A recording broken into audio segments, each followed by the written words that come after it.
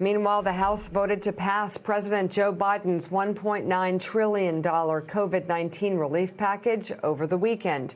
The Saturday morning vote was split largely along partisan lines at 219 to 212.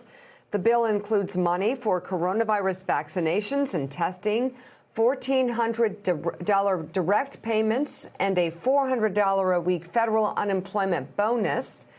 The bill now goes to the Senate, where a provision to raise the minimum wage is likely to be removed.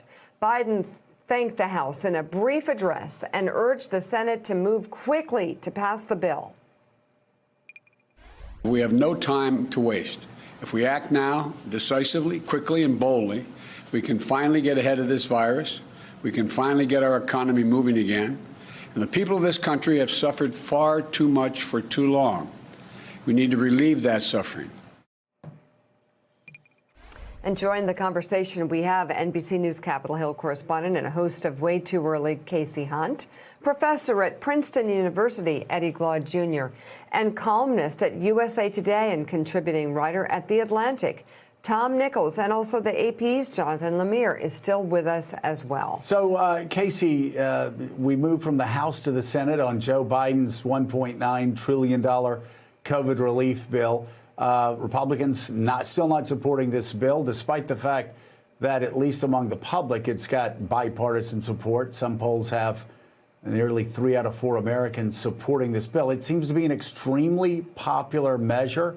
Are some Republicans going to figure out how to get on board of a COVID relief bill that 75% of Americans support?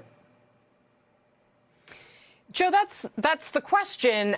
It does not seem so right now. I mean, it was universally opposed by Republicans in the House of Representatives, and the majority leader in the Senate, Chuck Schumer, seems very concerned about making sure he has all 50 Democrats, because I don't think that they're expecting to get any help from Republicans. It does seem like Democrats have the votes right now. It's a little bit tenuous. They don't really want anything to change dramatically in the bill to keep that together. But look, I think the point that you raise is the right one. And this White House, this was how Joe Biden ran his campaign.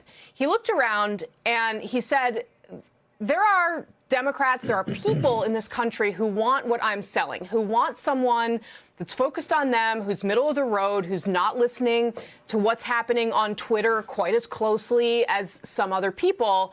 And there was a lot of doubt about that campaign strategy, but in the end, it won the day. And they're looking at these numbers and they're saying, people want this. Republican governors want this. Republican-run cities and towns want this. They need this money. There is this populist streak in the country, especially with income disparities becoming wider and more difficult to overcome in this pandemic. People who are well off are fine. People who are able to work from home are fine. People who've been struggling, who can't go to work at stores or are putting their health on the line to go to work at stores are really struggling. They're looking at all of this and saying, this is going to be popular no matter what Republicans on Capitol Hill think about it. And it's a little bit confusing that Republicans in Congress aren't grasping the reality out there.